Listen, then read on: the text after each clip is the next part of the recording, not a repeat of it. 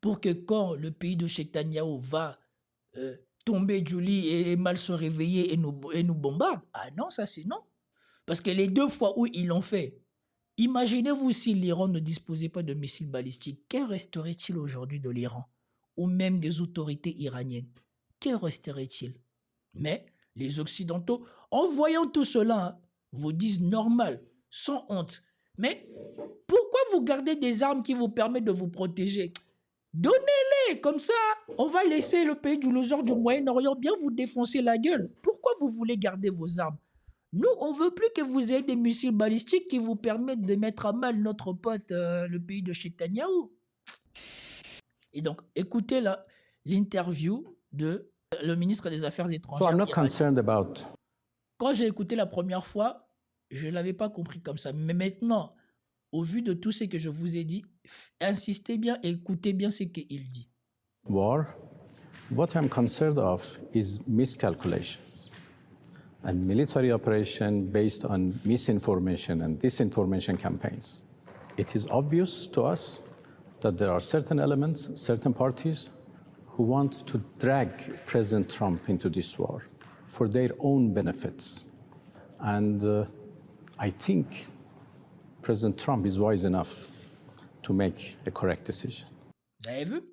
La première fois que j'ai regardé cette interview, je ne me suis même pas attardé sur cette première phrase, sur cette première partie. Mais en fait, les autorités iraniennes, contrairement à ce qu'on pompe, les laquais du pays du loser du Moyen-Orient pompent à la télé française à longueur de journée de vous dire que non, Trump, il veut lui-même attaquer l'Iran, il avait promis d'attaquer l'Iran, il avait promis de venir au secours des Iraniens, c'est un traître. C'est un traître. D'abord, c'est un traître. Après, maintenant, c'est un lâcheur. Il va reculer. Ils sont en train de tout faire pour justifier le fait que Trump, s'il attaque, ça sera bon. Ils ne pensent à aucun moment aux conséquences négatives que peut avoir cette attaque. Et bien évidemment, personne ne prend le temps de décoder ce que dit le ministre des Affaires étrangères iranien comme ça. Et la vérité, c'est qu'on n'a jamais su qu'est-ce que les Iraniens ont fait concrètement à Trump pour justifier tout ce qui est fait par Trump contre les Iraniens. Concrètement, moi j'ai vu Trump 1, le fait qu'il ait détruit le traité que Obama avait fait avec l'Iran, sans raison. On n'a jamais compris pourquoi. Il a fait exactement ce que, comment il s'appelle, Emmanuel Todd dit, John Fried, par rapport à Obama. Obama avait signé un traité avec l'Iran, comme quoi l'Iran devait se tenir à peu près tranquille. Trump, il est arrivé, du jour au lendemain, il a révoqué ça. Il a mis des sanctions. On n'a jamais compris pourquoi, mais maintenant on comprend mieux. Si ces gens-là qui dirigeaient ce fou-là d'Epstein avaient des tels dossiers sur Trump, et ils ont dit à Trump, mon gars, quand tu viens, surtout la première fois, il était plus jeune, il était plus fougueux, il avait peut-être plus aussi à perdre parce qu'il voulait un deuxième mandat. On lui a dit, mon gars, quand tu viens, tu nous mates l'Iran là ou sinon tu vas sauter. Obligé, il a fait ça. Parce que quand il est revenu, moi j'ai suivi la campagne de Trump. La campagne de Trump n'a jamais été hostile à l'Iran. C'est à peine s'il en parlait. Lui, ce qu'il voulait surtout, c'était régler cette histoire de l'Ukraine. Mais soudainement, on a vu petit à petit, et lui, il voulait aussi régler l'histoire de Gaza. Et soudainement, on a vu petit à petit, après qu'il ait tordu le bras de Netanyahou, enfin, de Netanyahou, pour son cessez-le-feu, on a vu petit à petit, les choses commençaient à changer. Le bruit montait au niveau du dossier Epstein. Et soudainement, on a vu Trump commencer à relâcher la pression sur Netanyahou jusqu'à ce que Netanyahou aille jusqu'en Iran. Refaites la séquence. Même moi-même, si je revois toutes les vidéos que j'ai faites depuis l'arrivée de Trump au pouvoir jusqu'à maintenant, je ne disposais pas des éléments que je dispose maintenant. Je vois, enfin, je peux lire différemment les événements maintenant. Et vous avez bien vu ce que ce monsieur il a dit. Il a dit, il y a des gens qui, pour leur propre intérêt, veulent que Trump nous attaque. Mais dans les télés occidentaux, et surtout particulièrement en France où ce pays-là a une grande influence, on nous dit que eux, ils ne sont pas pour que Trump attaque. Mais en même temps, tous les jours, ces mêmes journalistes sont là pour rappeler que non, Trump doit attaquer. Trump doit attaquer. Les nombres de morts là, on est passé de 5 000 à bientôt 100 000. Trump doit attaquer. Comme j'ai dit, ça gonfle ça gonfle plus vite que la bulle Nvidia, que la bulle de l'IA. Si vous suivez les gens, les chroniqueurs financiers, ils vous disent que la bulle de l'IA, c'est juste exceptionnel comment ça monte. Eh bien, le bilan de la répression iranienne, c'est mieux que la bulle de l'IA. C'était quelques milliers en 2 jours, c'est devenu des dizaines de milliers, 30 000, 40 000, 80 000. Donc, si les autorités iraniennes ont éliminé 80 000 personnes, ça veut dire qu'il y a combien de blessés? Donc, il devrait y avoir, je ne sais pas moi, presque la moitié d'1 million d'Iraniens éparpillés entre la tombe, les cachots et les hôpitaux. Poursuivons. How can a meaningful negotiations process be jump-started right now? A meaningful negotiation should be based on trust. And unfortunately, we have lost our trust to the United States as a negotiating partner. We need to overcome this mistrust. Et ça, c'est dû à quoi? Trump, il était en train de négocier avec l'Iran quand l'Iran s'est fait attaquer par Netanyahou. Il y a peu de médias qui soulignent ça, mais Trump, il était en train de négocier en bons termes avec l'Iran quand l'Iran s'est fait attaquer par le pays du loser du Moyen-Orient. Et ensuite, comme l'Iran a défoncé le pays du loser du Moyen-Orient, Trump a dû encore double down, comme disent les Américains. Trump a dû rajouter l'attaque sur les nucléaires pour ensuite dire que voilà, on arrête là. Voilà pourquoi eux ne peuvent pas faire confiance ni à Trump, ni aux Américains, parce que même quand ils sont de bonne foi, c'est toujours eux qui sont punis. Et on rappelle aussi que les Occidentaux qui viennent pleurer aujourd'hui que l'Iran, soi-disant, serait une menace, sous Obama, quand l'Iran a signé les traités sur le non-nucléaire militaire, c'est qui n'a pas respecté la levée des sanctions? C'est ces mêmes Occidentaux. Aujourd'hui, ils sont là et vous disent qu'on ne peut pas se fier à la parole de l'Iran. Mais quand l'Iran a fait tout ce qu'elle avait à faire pour respecter ce qu'elle avait signé avec eux, ce n'est pas eux qui ont refusé de lui accorder la levée des sanctions pour que sa population puisse mieux vivre. There are now some intermediators, some friendly countries in the region who are trying to build this confidence. It is difficult, but they are trying. So I see the possibility of another talk if the US negotiation team follows what President Trump said. Vous avez attendu? Il voit une autre possibilité de négocier si l'équipe de négociation américaine suivent ce que Trump a dit. Lui, il insiste bien. Lui, il n'est pas là pour les Américains, pour suivre ce que les États-Unis disent. Non, suivre ce que Trump dit.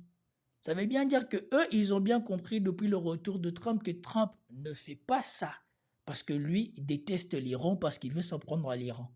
Trump fait ça parce qu'il n'a pas le choix. Ou en tout cas, jusqu'à maintenant, il n'avait pas le choix. Il essayait de, à la fois, ménager les intérêts de Netanyahou et les intérêts des Américains. Mais apparemment, les Netanyahou, ils ont décidé que leurs intérêts à eux étaient plus importants que les intérêts des Américains, que les Américains doivent aller rentrer en guerre et mourir et dépenser des milliards pour l'intérêt de Netanyahou. Et je pense que là, ils ont peut-être perdu définitivement, déjà que idéologiquement, ils ont perdu la plupart des soutiens et surtout le soutien populaire. Je pense que là, ils vont perdre le soutien de l'élite parce que maintenant qu'ils les ont dévoilés, pourquoi ces gens-là auront encore peur de maintenant ne plus soutenir ces gens-là? Bon, maintenant, en France, ils n'ont pas dévoilé tout le monde. Mais aux États-Unis, mettez-vous à la place de tous ces Bill Gates, ces machins, ces nini.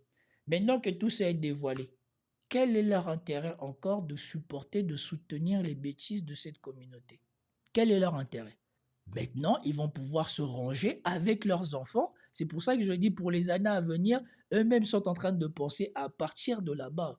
Parce que, clairement, tous les cerveaux qui sont en train d'être formés aux États-Unis ne soutiendront pas ces gens-là. Donc, leurs politiciens aussi, à moins que les politiciens d'aujourd'hui soient toujours en sous-marin, on a des trucs serrés, ou peut-être qu'on a déjà trouvé un autre Epstein. To come to a fair and equitable deal to ensure that there is no nuclear weapons.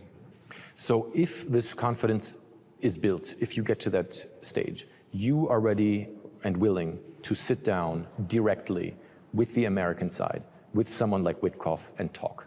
The question of directly and indirectly is something else. That is the form of negotiation. And we have to. But that's what they say they want, that. Yes, but we have to take care of the substance of negotiation, and that is more important. Yeah, and President Trump says that negotiations are already going on. He has said overnight that there is negotiations taking place.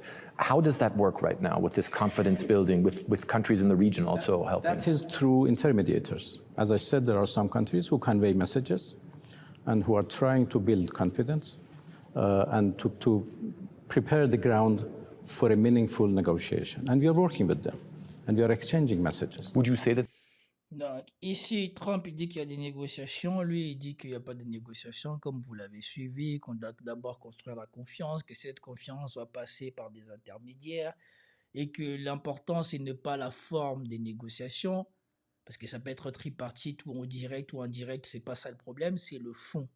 Que eux, ils s'intéressent d'abord au fond. Qu'est-ce que les États-Unis proposent? Qu'est-ce que eux peuvent accepter? Et vous allez bien voir que là encore, le journaliste va essayer de glisser des intérêts qui ne sont pas celui de Trump. these talks that are going on right now are fruitful and can lead to a de-escalation of the situation to a point where real talks can take I place? think so far, yes, fruitful. Things like enrichment, things like ballistic missiles, things like proxy forces in the region. I know that the United States has talked about wanting to negotiate about that as well. Voilà. Sincèrement, mettez-vous de la part du côté des Américains. L'Iran n'a jamais tiré de missiles balistiques aux États-Unis. L'Iran s'en prend très très rarement aux intérêts américains dans la zone. Et surtout de manière injustifiée. Les seules personnes qui ont reçu une raclée par rapport aux missiles balistiques, c'est le pays de Netanyahou. Les seules personnes qui sont combattues par les proxys de l'Iran dans la zone, de manière frontale, c'est Netanyahou. Donc, en quoi ça, ce sont les intérêts des Américains? Et surtout, quand on voit ce qui a été fait par le pays de Netanyahou sur les derniers mois ou les dernières années, quel est l'intérêt de l'Iran de se dépouiller de la seule chose qui lui a permis de mettre une raclée au pays de Netanyahou? Souvenez-vous à ce qu'a dit ce monsieur au début. Il y a des gens qui veulent pousser Trump à nous attaquer pour leurs propres intérêts. Quand vous attendez ce journaliste prendre comme chose à négocier des choses qui, matériellement, concrètement, ne représentent presque aucune menace pour les Américains, et mettre ça au centre des négociations. Et voilà pourquoi les Européens, eux aussi, veulent ça. Parce que la plupart de ces gens-là, je suis sûr que sont dans les dossiers Epstein et sont d'accord pour qu'on aille défendre les intérêts du pays de Netanyahou chez l'Iran, sous prétexte que ce n'est pas le pays de Netanyahou qui les demande, mais c'est eux. À quel moment vous avez vu l'Iran tirer un missile balistique en Europe? Mais eux là, je suis sûr que ce sont les premiers à vouloir que l'Iran renonce à ses missiles balistiques. Donc ce qui te permet de te protéger, de te rendre fort, c'est ce qu'on ne veut pas que tu aies. Mais par contre, laisser le pays de Netanyahou être surarmé, on aurait dit un bulldog sous stéroïdes, c'est pas grave. That completely out of the question for you, or is that something you could at least talk about? President Trump said no nuclear weapons, and we fully agree with that. That could be a very good deal. Of course, in return, we expect sanction lifting. So, vous avez vu? Trump a dit pas de nucléaire militaire. Et nous, on est d'accord avec ça. De toute manière, pour quel besoin l'Iran aurait besoin de nucléaire, concrètement? Et une chose aussi que je vous ai dit par rapport au fait que le pays de Netanyahou a totalement changé d'image et est devenu aujourd'hui une folie théologique et qui a une mission messianique, c'est qu'ils ont rendu public le fait qu'ils ont de l'arme nucléaire et ça ne pose problème à personne. Vous avez attendu aucun de ces élites qui sont toujours prontes à pleurer que l'Iran ne doit pas avoir d'armes nucléaires. Vous les avez attendus pleurer? Probablement parce qu'ils sont là-bas. Vous les avez entendus pleurer? Et même pour vous dire que c'est des faux débats, je veux vous mettre une séquence de Sergueï Lavrov pour vous montrer que ce que les gens y veulent, ce n'est pas qu'il y ait la paix, c'est juste que l'Iran et les États-Unis rentrent en confrontation. Parce que Sergueï Lavrov a dit quelque chose de très très important ici, dans cette vidéo, que j'ai retenue. Ah, je ne l'ai pas sauvegardé, donc je vais vous demander de m'accorder 1 minute. Voilà. En ce qui concerne ce qu'ils appellent le régime de Téhéran, le Premier ministre israélien, Ben Netanyahou, n'a jamais particulièrement dissimulé le fait que l'Iran représente, selon lui, une menace pour l'existence même d'Israël. Récemment, une série de contacts a eu lieu entre le président de la Fédération de Russie, Vladimir Poutine, et le Premier ministre israélien, Ben Netanyahou, ainsi que nos échanges réguliers avec les dirigeants iraniens. Étant donné que nous entretenons de bonnes relations à la fois avec Israël et avec l'Iran, nous proposons constamment nos bons offices afin de contribuer à l'apaisement de cette situation. Ainsi, il y a un peu plus de 10 ans, en 2015, la Russie a joué un rôle clé dans la conclusion de l'accord sur le programme nucléaire iranien, notamment en procédant au transfert vers notre pays des excédents d'uranium enrichis au-delà des quantités autorisées pour la République islamique. Aujourd'hui, nous sommes prêts à accomplir quelque chose de similaire. Les Israéliens, les Iraniens et les Américains en sont informés. Nous serions heureux d'aider à éviter une nouvelle escalade, comme celle survenue durant l'été, lors de la guerre de 12 jours, au cours de laquelle des installations nucléaires placées sous le contrôle de l'AIEA ont été bombardées. Dans le même temps, cette agence n'a exprimé aucune réaction face à une violation aussi flagrante de son statut et des normes du traité sur la non-prolifération des armes nucléaires. Voilà. Donc vous avez attendu, il y a 15 ans, je pense qu'il y a 15 ans, ça doit être quand Obama était au pouvoir. Ils sont arrivés à la paix parce que la Russie, pour rassurer les Occidentaux, a pris les stocks d'uranium trop enrichi de l'Iran pour les garantir que l'Iran ne va pas vers le nucléaire militaire. Malgré ça, ils n'ont pas respecté leur partie de l'accord, ils n'ont pas levé les sanctions et Trump est venu à déchirer le traité derrière. Et alors que on vous dit qu'ils ont toujours proposé ça, ça veut dire que Netanyahou, quand il est passé à la télé pour dire que l'Iran allait avoir la bombe ou quoi que ce soit, il savait qu'il peut demander à la Russie, pour apaiser les choses, non, demander à l'Iran de vous donner son nucléaire trop enrichi pour que on puisse être rassuré et on ne bombarde pas. Non, à la place, ils ont préféré bombarder et déclencher la guerre. Et ici encore, on vous dit que c'est possible. Et voilà pourquoi quand tu écoutes le ministre des Affaires étrangères iranien parler, tu comprends qu'eux ne veulent pas d'embrouille. Et c'est pour là pourquoi moi j'ai du mal à croire au mensonge des Occidentaux de dire que les autorités iraniennes ne pensent qu'à éliminer ou à faire souffrir leur population. Non. Les mecs, ils essayent par tous les moyens de contenter l'Occident pour qu'elle les laisse vivre en paix.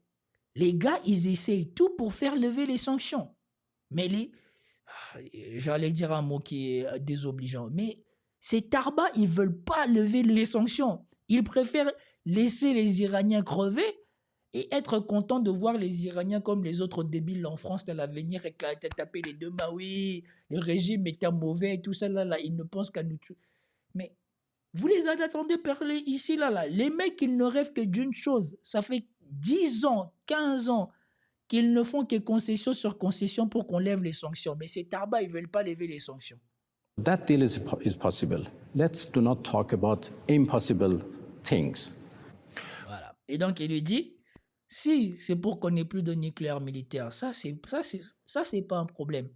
Mais si c'est pour qu'on se désarme, pour que quand le pays de Netanyahou va tomber du lit et mal se réveiller et nous bombarde, ah non, ça c'est non. Parce que les 2 fois où ils l'ont fait, imaginez-vous si l'Iran ne disposait pas de missiles balistiques, qu'en resterait-il aujourd'hui de l'Iran ou même des autorités iraniennes? Qu'en resterait-il? Mais les Occidentaux, en voyant tout cela, vous disent normal, sans honte. Mais pourquoi vous gardez des armes qui vous permettent de vous protéger? Donnez-les, comme ça, on va laisser le pays du loser du Moyen-Orient bien vous défoncer la gueule. Pourquoi vous voulez garder vos armes? Nous, on ne veut plus que vous ayez des missiles balistiques qui vous permettent de mettre à mal notre pote, le pays de Netanyahou. What do you think the consequences would be if there was a full-on military confrontation between Iran and the United States? Because I know your military has changed its doctrine, that if there is a major attack, it would be considered existential for the Islamic Republic. What would that mean for the region here? If war Mais en plus, ils demandent ça comme si ce n'est pas normal. Hein.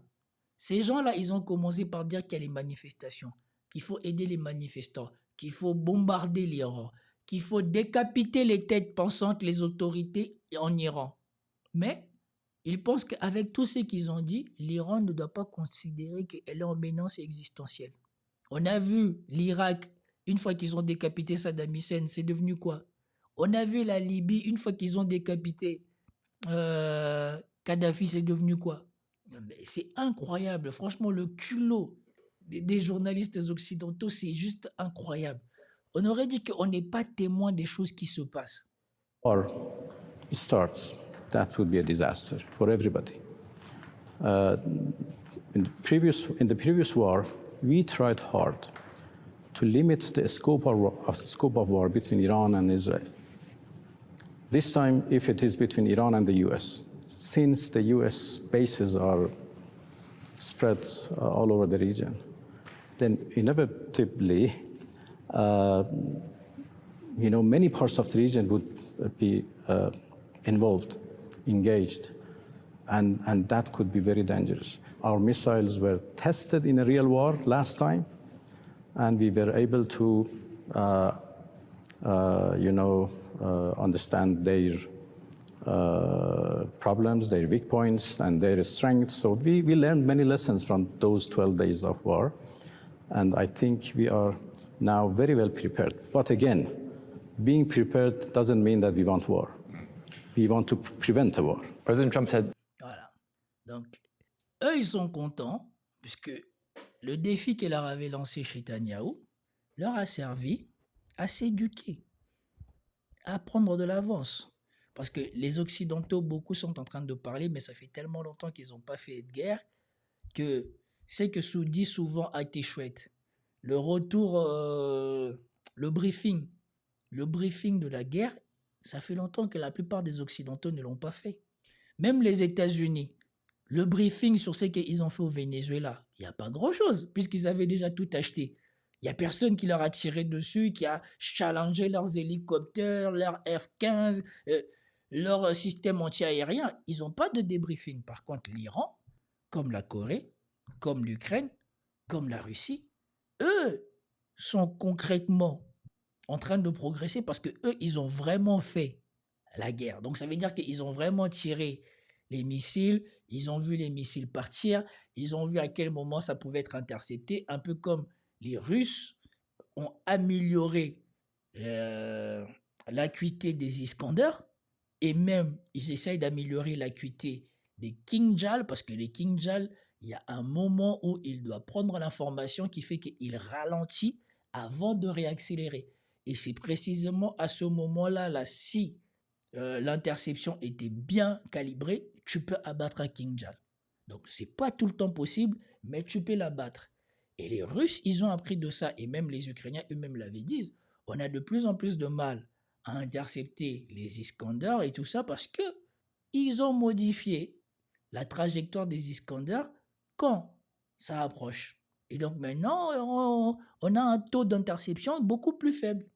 Et les Iraniens aussi ont fait cette expérience-là. Malgré le fait qu'ils ont trouvé le dôme en carton, parce que moi je ne l'appelle plus le dôme de fer, je l'appelle le dôme en carton. Malgré le fait qu'ils ont trouvé le dôme en carton, il y a quand même eu des ratés. Et ça leur a servi de leçon, ça leur a servi de retour sur expérience pour s'améliorer. Et donc si jamais ça devait recommencer, à moins qu'on ait fait des mises à jour sur le TAB et le Patriot, je pense que là, le dôme de carton va devenir le dôme d'autre chose encore. He's also concerned about the rights of those who are in custody. As you know, he said that he believes that he prevented hangings from taking place here in Iran.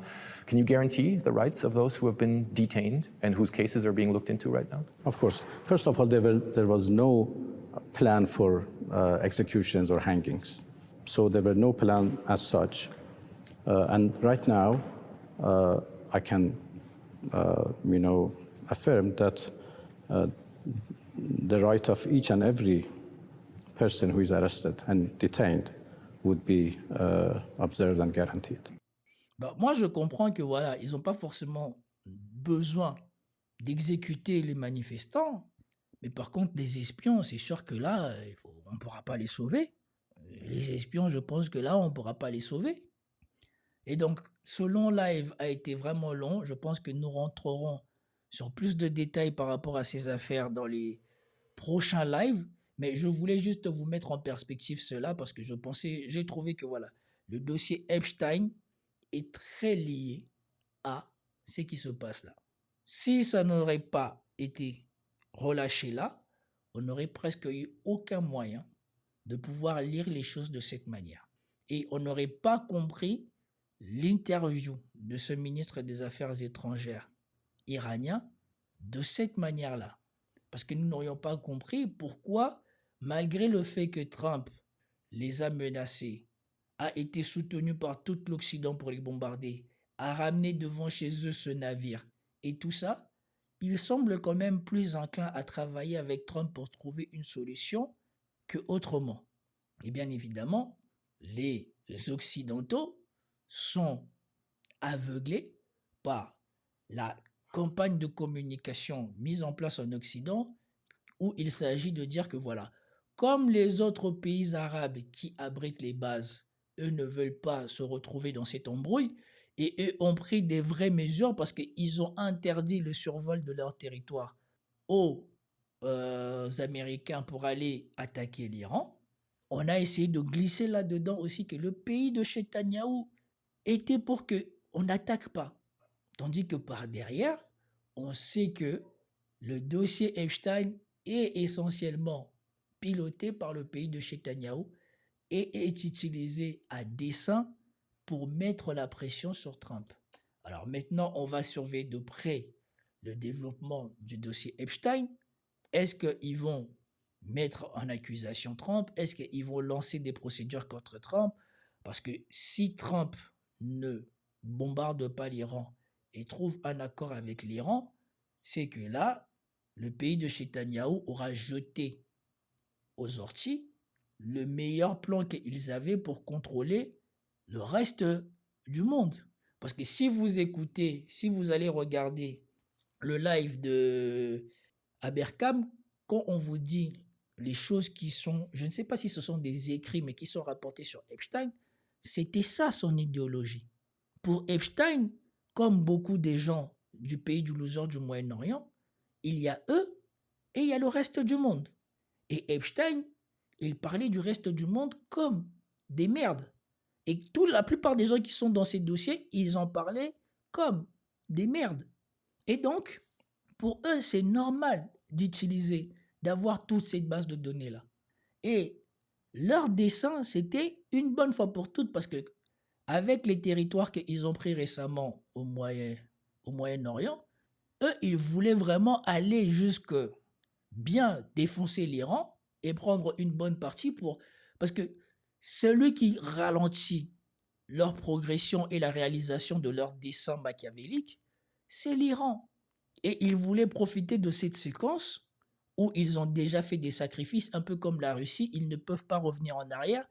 Le sacrifice a coûté tellement cher que voilà, si ça arrêtait au milieu, et surtout si les choses changent, l'équilibre des forces change, on peut les forcer à revenir en arrière parce que tout ce qu'ils ont fait est contraire au droit international, est contraire aux résolutions de l'ONU. Et donc, il suffit qu'ils perdent l'influence qu'ils ont sur les Américains et que les Américains croisent les bras pendant qu'au Conseil de sécurité, on vote qu'ils doivent retourner les territoires qu'ils ont pris pour qu'ils reviennent en arrière. Et donc, du coup, ils voulaient vraiment forcer qu'on aille directement jusqu'en Iran. Et donc, s'ils n'obtiennent pas ça, ils auront foutu en l'air le dossier Epstein, ils auront perdu tous les poids des gens qui étaient dans le dossier Epstein. Déjà, je suis sûr que la royauté d'Angleterre, déjà, eux, ils les ont à l'œil, parce que ça, là, ils ont de la chance encore. Enfin, en tout cas, moi, je pense qu'ils ont de la chance que la reine ne soit plus là. Parce que la reine, je crois que celui-là là, qui a été pris dans ça, je crois que c'était l'un de ses préférés. Et je ne pense pas que la reine aurait été pote avec le pays qui a humilié son fils comme ça et qui a presque humilié son pays. Donc je pense que déjà par rapport aux Anglais, déjà les choses vont être bizarres, ne vont plus être les mêmes. Bon, maintenant, il y a peut-être d'autres politiciens anglais qui sont dans le dossier et qui peuvent toujours essayer de mettre des bâtons dans les roues. Mais si vous avez compris ce qu'il y avait dans les dossiers par rapport aux Américains, eh ben, nous savons que la plupart des élites actuelles en Europe sont plus ou moins affiliées aux États-Unis, comme la dernière fois quand Natasha Polony avait dévoilé que l'autre monsieur là qui était à la télé venait du think tank américain Alliance, je sais pas quoi là, qui serait plus ou moins financé par la CIA. Ils bossent tous pour les Américains. Et l'élite américaine était tenue par Epstein. Donc ça devient compliqué. Donc vous vous rendez bien compte que voilà, si aux États-Unis ils en tenaient beaucoup, on sait qu'en France aussi, en Europe aussi, ils doivent en tenir beaucoup. Et particulièrement en France. Parce que la France, c'est le berceau de ces gens-là. Donc c'est pour cela que moi, aujourd'hui, j'ai compris pourquoi ces gens-là sont dans l'impunité en France. Moi, j'ai des histoires de ces gens-là. Ils font des trucs en France que on n'imagine même pas. Cette communauté-là, c'est les pires voyous.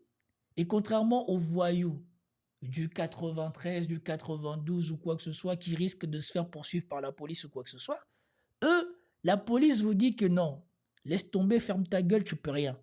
Moi, j'ai des amis qui sont dans des comptables, pas dans des grosses cabinets comptables, parce que dans les grosses cabinets comptables, on demande de la transparence ou quoi que ce soit, mais dans des petits cabinets privés de Paris bien installés, qui vous racontent des histoires de cette communauté-là, vous avez froid dans le dos.